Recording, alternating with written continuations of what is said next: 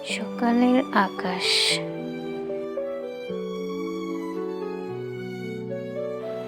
দুপুরবেলার আকাশ।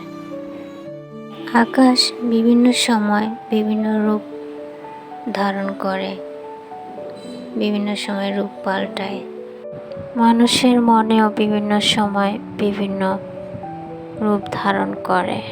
এজন্য বলা হয় মানুষের মন আকাশের রং।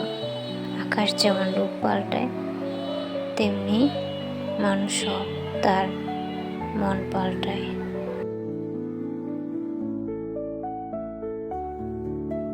সন্ধ্যার আগ মুহূর্তের আকাশ। আকাশ দেখতে আমি খুব ভালোবাসি। আমার খুব ভালো লাগে আকাশ দেখতে। আকাশের মতো সুন্দর আর বিশাল মনের অধিকারী কি আমরা সবাই হতে পারি না? সন্ধ্যার পরের আকাশ।